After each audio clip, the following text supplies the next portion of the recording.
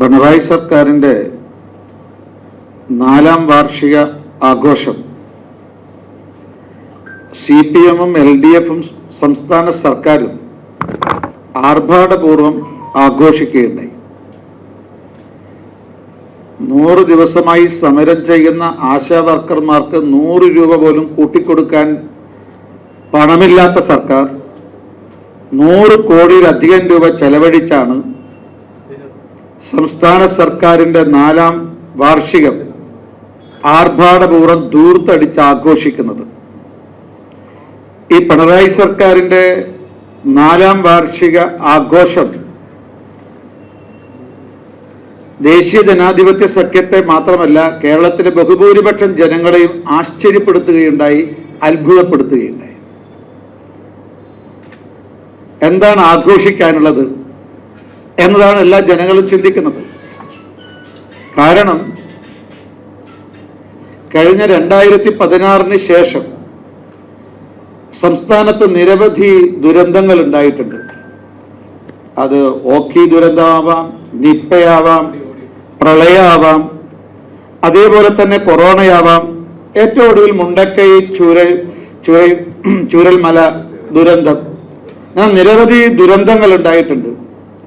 പക്ഷേ ഈ 2016 നടന്നിട്ടുള്ള ദുരന്തങ്ങളിൽ ഏറ്റവും വലിയ ദുരന്തമാണ് പിണറായി സർക്കാർ.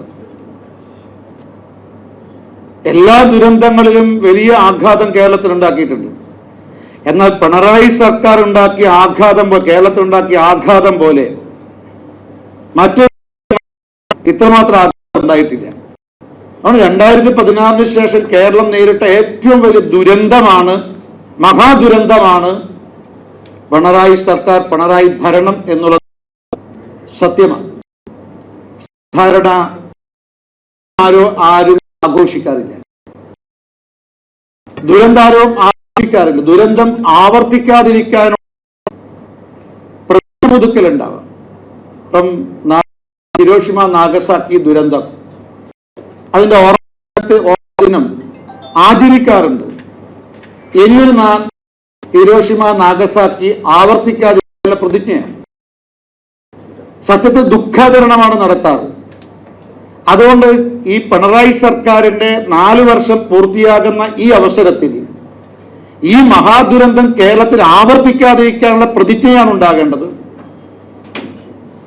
ഈ ആഘോഷത്തിന് പകരം ദുഃഖാചരണവും അനുശോചനവുമാണ് ഉണ്ടാകേണ്ടത്. എന്തിനാണ് ഈ ഇല്ലാത്ത പണം ദൂർത്തടിച്ചിട്ട് ഈ CPM-ഉം LDF-ഉം സംസ്ഥാന സർക്കാരും ആഘോഷിക്കുന്നത്? ഞാൻ നേരത്തെ സൂചിപ്പിച്ചതുപോലെ 2016 ശേഷം കേരളത്തിലുണ്ടായ എല്ലാ ദുരന്തങ്ങളെയും മലയാളികൾ ഒറ്റക്കെട്ടായി നിന്ന് അതിജീവിച്ചിട്ടുണ്ട്. ദേശീയ ജനാധിപത്യ സഖ്യം വിശ്വസിക്കുന്നു കേരളത്തിലെ എല്ലാ ജനങ്ങളും ഒറ്റക്കെട്ടായി നിന്നുകൊണ്ട് ഈ പിണറായി സർക്കാർ എന്ന മഹാദുരന്തത്തെയും 1 വർഷത്തിനുള്ളിൽ അതിജീവിക്കും എന്നുള്ളതാണ്. ഈ ദുരന്തത്തിൽ നിന്ന് കേരളം അതിജീവിക്കും എന്നുള്ളതാണ് ഞങ്ങൾ പ്രതീക്ഷിക്കുന്നത്. മറ്റൊന്ന്, ഇന്നലെ ആഘോഷത്തിന് സമാപനമായിരുന്നു. 4 വർഷത്തെ നേട്ടങ്ങളെക്കുറിച്ച് മുഖ്യമന്ത്രി എണ്ണി പറഞ്ഞിട്ടുണ്ട്. CPM-ന്റെ മുഖപത്രത്തിൽ ഇന്ന് ലേഖനങ്ങളും എഡിറ്റോറിയലും വന്നിട്ടുണ്ട്. ഇതിലൊരു ഭാഗത്ത് പറയുന്നത് കേന്ദ്ര ഗവൺമെന്റ് ഉള്ള ഞെരുക്കത്തിൽ നിന്ന് അവർ ബോധപൂർവ്വം പ്രതികാരപൂർവ്വം സാമ്പത്തിക അടിയന്തരാവസ്ഥ അവഗണന കേരളം മുന്നോട്ട് പോയി എന്നുള്ളതാണ് പറയുന്നത്. മറുഭാഗത്ത് ഈ സർക്കാരിന് നേട്ടമായിട്ട് അവതരിപ്പിച്ച എല്ലാ പദ്ധതികളും അത് കേന്ദ്ര സർക്കാരിൻ്റെതാണ്.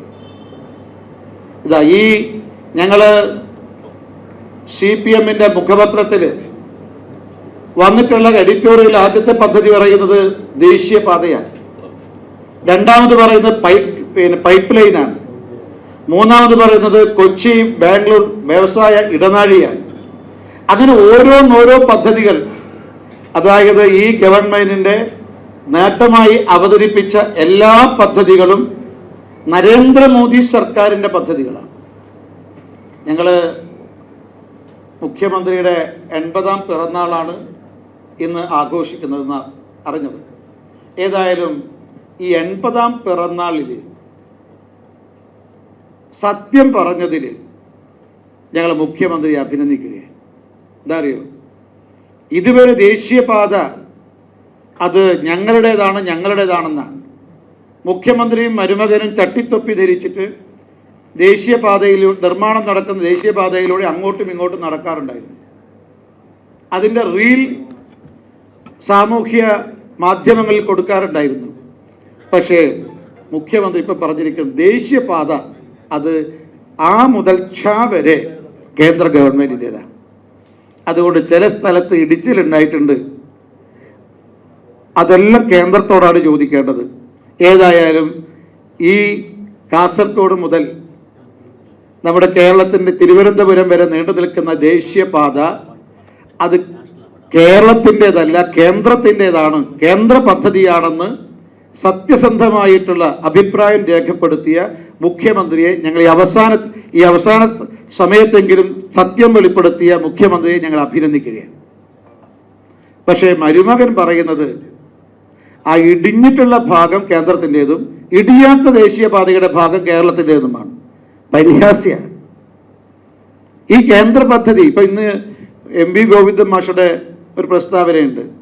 അദ്ദേഹം പറയുന്നത് ബദൽ പദ്ധതി ഞങ്ങൾ കൊണ്ടുവന്നിരിക്കുന്നു. ഏതാ ബദൽ പദ്ധതി? ദേശീയപാത. അപ്പോൾ LDFൻ്റെയും UDFൻ്റെയും ഭരണം നടപ്പിലാക്കിയ പല പദ്ധതികളിൽ നിന്നും വ്യത്യസ്തമായൊരു പദ്ധതി എന്ന് പറയുന്നത് നരേന്ദ്രമോദി സർക്കാരിൻ്റെ പദ്ധതിയാണ്. ആ പദ്ധതിയാണ് നടപ്പാക്കിയിട്ടുള്ളത്. എല്ലാ പദ്ധതിയും നോക്കിയാൽ മതി. ഈ കേരളത്തിലുള്ള നടപ്പായിക്കൊണ്ടിരിക്കുന്ന പദ്ധതികൾ കേന്ദ്ര ഗവൺമെൻറ്, കേന്ദ്രത്തിൻ്റേത്. അതിൻ്റെ പണം അതും നരേന്ദ്രമോദിയുടേത്. ആകെ പിണറായി സർക്കാരിൻ്റെ ജോലി എന്താ? നടത്തിപ്പുകാരി.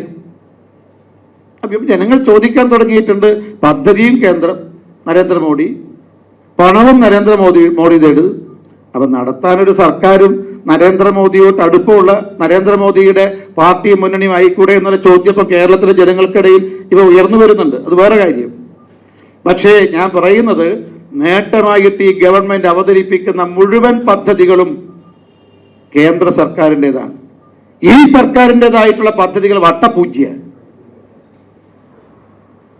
ഇപ്പൊ പിന്നെ എന്തിനാണ് ആഘോഷം? അതുകൊണ്ട് ഈ ഗവൺമെന്റിനെ സംബന്ധിച്ച് നേട്ടങ്ങളുടെ കാര്യത്തിൽ ഒന്നും തന്നെ പറയാനില്ല. എന്നാൽ അതുകൊണ്ട് ഞങ്ങൾ പറയുന്നത്, ഇവരെന്താ പറഞ്ഞിരുന്നത്? വരുന്ന സമയത്ത്, അധികാരത്തിൽ വരുന്ന സമയത്ത് LDF വന്നാൽ എല്ലാം ശരിയാവുന്ന. എന്നാൽ പിണറായി വിജയൻ സർക്കാരിൻ്റെ, രണ്ടാം പിണറായി വിജയൻ സർക്കാരിൻ്റെ 4 വർഷമാണ് പൂർത്തിയായത്. എന്നാൽ പിണറായി വിജയൻ മുഖ്യമന്ത്രിയായിട്ട് അല്ലെങ്കിൽ സർക്കാർ അധികാരത്തിൽ വന്നിട്ട് 9 വർഷം പൂർത്തിയായി 10ാം വർഷത്തിലേക്ക് പ്രവേശിക്കുകയാണ്.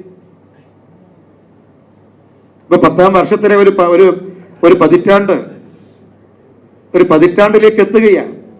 അപ്പം LDF വന്നാൽ എല്ലാം ശരിയാകും.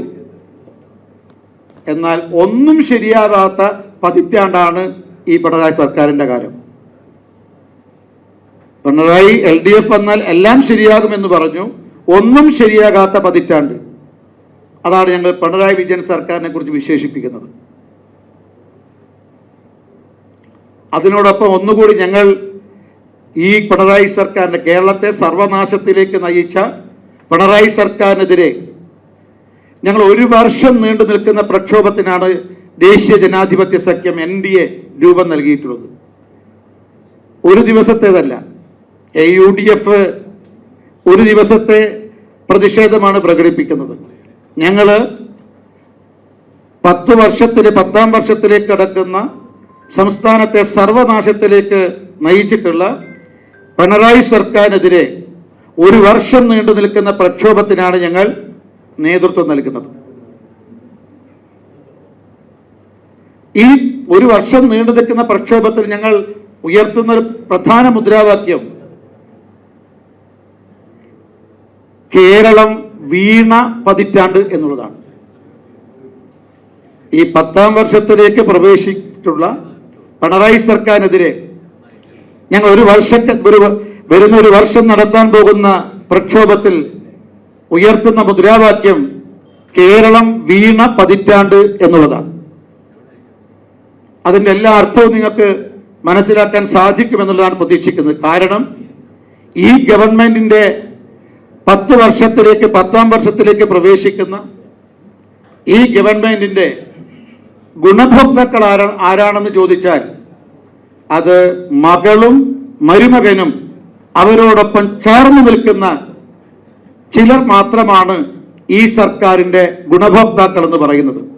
അതുകൊണ്ടാണ് ഈ 10 വർഷത്തെക്കുറിച്ച് ഞങ്ങൾ പറയുന്നത് കേരളം വീണ പതിറ്റാണ്ട് എന്ന് പറയുന്നത്. നിങ്ങൾ നോക്കൂ, ഈ കഴിഞ്ഞ 10ാം വർഷത്തിലേക്ക് പ്രവേശിക്കുന്ന ഈ ഗവൺമെന്റ്, ഞാൻ നേരത്തെ സൂചിപ്പിച്ചതുപോലെ കേരളത്തിന്റെ മഹാദുരന്തം എന്ന് വിശേഷിപ്പിക്കാവുന്ന ഈ ഗവൺമെന്റ് കേരളത്തിന് ഏൽപ്പിച്ച കനത്ത ആഘാതമാണ്. ഇപ്പൊ നോക്കൂ, സാമ്പത്തിക രംഗം തകർച്ചയുടെ നെല്ലിപ്പടിയിലെത്തി എന്നുള്ളത് എല്ലാവരും സമ്മതിക്കുകയാണ്. ഏതാണ്ട് 6 ലക്ഷം കോടി രൂപ കടത്തിലായിരിക്കുന്നു. ദൈനംദിന ചെലവിന് വേണ്ടിയിട്ട് കടം വാങ്ങുന്നു. എന്നിട്ടും ദൈനംദിന ചെലവ് നിർവഹിക്കാൻ കഴിയുന്നില്ല. ആളോഹരി കടം കേരളത്തിൽ വർദ്ധിച്ചുകൊണ്ടിരിക്കുന്നു. ഞാൻ നേരത്തെ സൂചിപ്പിച്ചതുപോലെ എല്ലാ വികസന പ്രവർത്തനങ്ങളും സ്തംഭിച്ചിരിക്കുന്നു. കേന്ദ്ര പദ്ധതികളല്ലാതെ കേരളത്തിൽ മറ്റൊന്നും നടക്കുന്നില്ല. ഇവിടെ ഞാൻ ആശാ വർക്കർമാർ 100 ദിവസമായി സമരത്തിലാണ്. 100 രൂപ പോലും കൂട്ടിക്കൊടുക്കാൻ അവർക്ക് സാധിക്കുന്നില്ല. ഇവിടെ കേരളത്തിന്റെ ചരിത്രത്തിൽ പെൻഷനും അതുപോലെ തന്നെ ശമ്പളവും ഖജാനാവിൽ പണമില്ലാത്തതിൻ്റെ പേരിൽ മുടങ്ങുന്നത് ഒരുപക്ഷെ കേരളത്തിന്റെ രാഷ്ട്രീയത്തിന്റെ ആദ്യം നമുക്ക് എല്ലാവർക്കും അറിയാം. അതേപോലെ തന്നെ എല്ലാ വികസന പ്രവർത്തനങ്ങളും സ്തംഭിച്ചിരിക്കുന്നു. കരാറുകാർക്ക് കുടിശ്ശിക കൊടുക്കാൻ ബാക്കിയാണ്. ഒരു കേരളത്തിന്റെ നേർരൂപം എന്ന് പറയുന്നത് നമ്മളെല്ലാവരും കണ്ടതാണ്. മറിയം കുട്ടി എന്ന ഇടുക്കിയിലെ ഒരു വൃദ്ധ മാതാവ് പിച്ചച്ചട്ടിയുമായി തെരുവിൽ ഭിക്ഷാടനം നടത്തുന്നത്. കേവലം മറിയം കുട്ടി ഒറ്റപ്പെട്ടതല്ല. കേരളത്തിൽ കഷ്ടപ്പെടുന്ന ഈ ഗവൺമെന്റിന്റെ കീഴിൽ കഷ്ടപ്പെടുന്ന ലക്ഷക്കണക്കിന് പാവപ്പെട്ടവരുടെ പ്രതീകമാണ് ഇടുക്കിയിലെ മറിയം കുട്ടി എന്ന് പറയുന്നത്. ഈ കേരളത്തിലെ ജനങ്ങൾ ഭിക്ഷച്ചട്ടിയുമായി ഭിക്ഷാടനം നടത്തേണ്ട സാഹചര്യമുണ്ട് നിലനിൽക്കുന്നു എന്നുള്ളതാണ് ഇതിലൂടെ ലോകത്തെ അറിയിച്ചിട്ടുള്ളത്. ഇതാണ് നമ്പർ 1 കേരളം എന്ന് പറയുന്നത്. ഈ മറിയം കുട്ടി ഇപ്പോൾ ബി ജെ പിയുടെ NDAയുടെ ഭാഗമായി മാറിയിരിക്കുന്നു. കാരണം അതും ഒരു പ്രതീകാത്മകമായി കേരളത്തിലെ അവശത അനുഭവിക്കുന്ന സാധാരണക്കാരായ പാവപ്പെട്ട ആളുകൾ മുഴുവൻ BJPയോടൊപ്പം ചേരുന്നു എന്നുള്ളതിന്റെ ഒരു പ്രതീകാത്മകമായ സൂചനയാണ് മറിയം കുട്ടി ഭാരതീയ ജനതാ പാർട്ടിയുമായിട്ട് ചേർന്ന് പ്രവർത്തിക്കാൻ തീരുമാനിച്ചത്. ഞാൻ സൂചിപ്പിക്കുന്നത് കേരളത്തിന് ദയനീയമായ സാമ്പത്തിക തകർച്ച എത്രമാത്രം ഉണ്ടായിരിക്കുന്നതിന്റെ ആഘാതം എത്രയാണ് എന്നതിന്റെ സൂചനയാണ് ഞാൻ പറഞ്ഞിട്ടുള്ളത്. അതുപോലെ തന്നെ ഈ നമ്മുടെ റേഷൻ നമ്മുടെ കേരളത്തിലെ ജനങ്ങൾക്ക് സൗജന്യമായിട്ടാണ് കേന്ദ്ര സർക്കാർ, നരേന്ദ്രമോദി സർക്കാർ റേഷൻ നൽകുന്നത്, അരി നൽകുന്നത്. എല്ലാ ഗോഡൌണിലും അരിയുണ്ട്. പക്ഷെ അത് റേഷൻ കടയിൽ എത്തിക്കാനുള്ള കടത്തുകൂലി ഇല്ലാത്തത് കൊണ്ട് റേഷൻ മുടങ്ങുന്ന സാഹചര്യം പോലും കേരളത്തിലുണ്ടായി. അപ്പൊ എന്തുമാത്രം സാമ്പത്തിക തകർച്ചയാണ് സംസ്ഥാനം നേരിടുന്നത്. ഇതിന്റെ മുഴുവൻ ഉത്തരവാദിത്വം സംസ്ഥാന സർക്കാരിനാണ്. ഇവരുടെ ദുർവ്യയം, സ്വജനപക്ഷപാതം, അതാണ് ഈ സാമ്പത്തിക തകർച്ചയ്ക്ക് കാരണം എന്ന് നാം മനസ്സിലാക്കേണ്ടിയിരിക്കുന്നു. ഇതേപോലെ തന്നെ എല്ലാ മേഖലയും, കാർഷിക മേഖല, വ്യാവസായിക മേഖല, ആരോഗ്യ മേഖല, ക്രമസമാധാനം എല്ലാം തകർച്ചയില്ല. ഇപ്പം വ്യാവസായിക മേഖലയിൽ എന്ത് വളർച്ചയാണ് ഈ കഴിഞ്ഞ കാലഘട്ടങ്ങളിൽ ഉണ്ടായിട്ടുള്ളത്? ഈ ബഡായി അല്ലാതെ, മുഖ്യമന്ത്രിയുടെയും മന്ത്രിമാരുടെയും ബഡായി പ്രസംഗം അല്ലാതെ ഒരു വളർച്ചയും വ്യാവസായിക മേഖലയിൽ ഉണ്ടായിട്ടില്ല. കാർഷിക മേഖല തകർച്ചയിലാണ്. ഇതേപോലെ തന്നെ അഭിമാനത്തോടു കൂടി നാം പറയുന്ന ആരോഗ്യ മേഖല, ഞാൻ മനസ്സിലാക്കുന്നത്, ഞാൻ ഇടുക്കിയിൽ പോയപ്പോൾ ഇടുക്കി മെഡിക്കൽ കോളേജിൽ ഡോക്ടർമാരുടെയും അനുബന്ധ ജീവനക്കാരുടെയും ഏതാണ്ട് 100ഓളം ഒഴിവുകൾ നികത്തിയിട്ടില്ല. അവിടെ 100 കുട്ടികൾ MBBS പഠിക്കുന്നുണ്ട്. അവർക്ക് പഠിക്കാൻ കഴിയുന്നില്ല. നമ്മുടെ ഒരു മെഡിക്കൽ കോളേജിലും മരുന്നില്ല, ആവശ്യത്തിന് ഡോക്ടർമാരില്ല. ഇപ്പൊ ഓപ്പറേഷൻ പോലും മുടങ്ങിക്കിടക്കുക. കാരണം ഈ മരുന്ന് വാങ്ങിയ, അതുപോലെ ഓപ്പറേഷൻ ആവശ്യമായ ഉപകരണങ്ങൾ വാങ്ങിയിട്ടുള്ള തുക ബന്ധപ്പെട്ട കമ്പനികൾക്ക് കൊടുക്കാത്തതിന്റെ പേരിൽ എല്ലാ സർക്കാർ ആശുപത്രികളിലും സേവനം, ശുശ്രൂഷ ഇതൊക്കെ ഇപ്പം നിശ്ചലമായിരിക്കുന്നു, നിർത്തിവെച്ചിരിക്കുകയാണ്. കേരളത്തിന്റെ രാഷ്ട്രീയ ചരിത്രത്തിൽ നമ്മുടെ ആതുര ശുശ്രൂഷ കേന്ദ്രം ഒരു അടച്ചുപൂട്ടുന്ന സ്ഥിതിയിലേക്ക് വന്നിട്ടുള്ളത് ആദ്യമായിട്ടാണ്.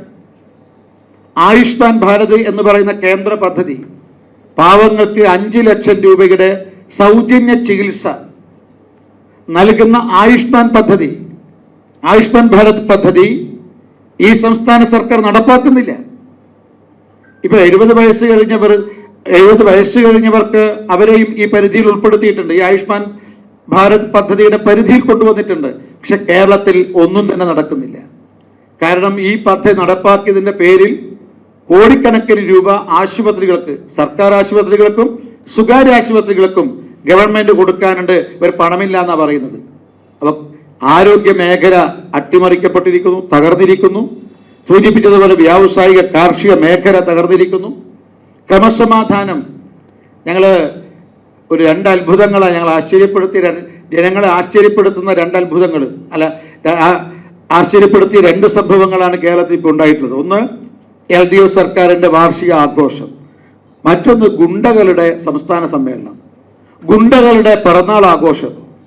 ഇപ്പൊ LDF സർക്കാരിന്റെ വാർഷിക ആഘോഷം നടത്തുന്നത് പോലെ തന്നെയാണ് ഗുണ്ടകളും പിറന്നാൾ ആഘോഷം നടത്തുകയാണ്.